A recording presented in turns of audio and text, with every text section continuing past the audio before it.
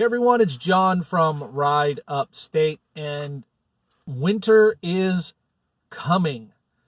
Now, what does that mean? Well, if you're in California or Texas or Georgia or any one of those southern states, there's probably not going to be much of a change. But if you're in a climate where you're getting a lot of snow, there are some things you're going to want in your car, and you're going to want to get them in your car now before it's too late and you get trapped in the snow and the ice.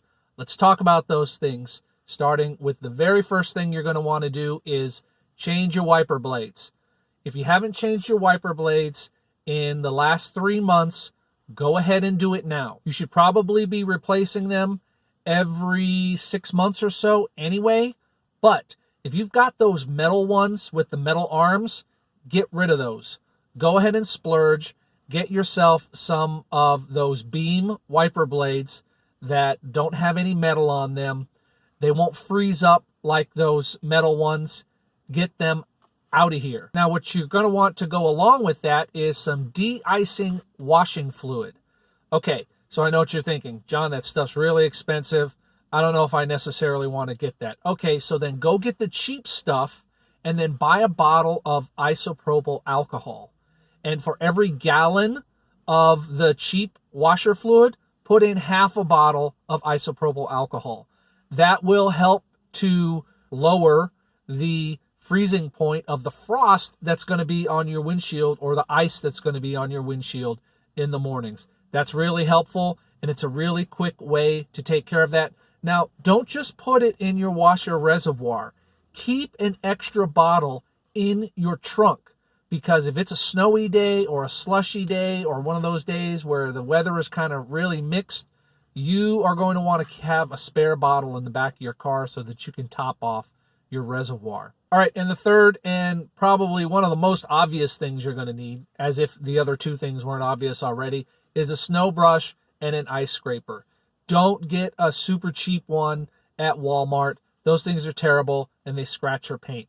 Go on to Amazon and look for one of the larger ones that will really help you clear a lot of snow off really fast.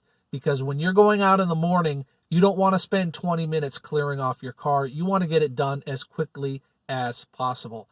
And for the love of Texas, clear off all of your windows and your headlights and your taillights. Don't be one of those Uber drivers who goes driving around with a stack of snow 2 feet high on top of their car.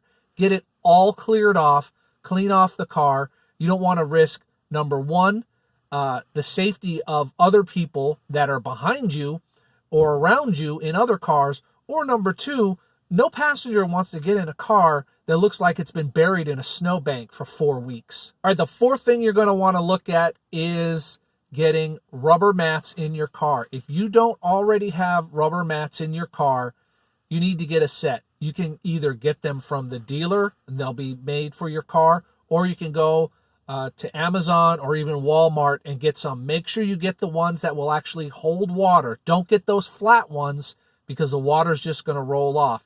You want to get nice, deep mats, winter mats that you can put in there, mud and snow floor mats for your car. Put them in your car, and then that way between rides you can dump the water out and keep going. Keeps your carpet clean, and you're not going to need to worry about getting your carpet cleaned every week because of all the salt and the snow and the mud that's being tracked into your car. You're going to want a small snow shovel. Now, this is for in the event that you get stuck in a snowbank or something like that so that you can dig your wheels out. Just one of those really small plastic snow shovels where the handle comes apart. It doesn't take up a lot of space, and you can put it with your de-icer and a couple of other things. If you have one of those cars where the spare tire goes under the trunk, you can lift that section up, and that shovel will fit right in there. It won't even take up extra space in your trunk.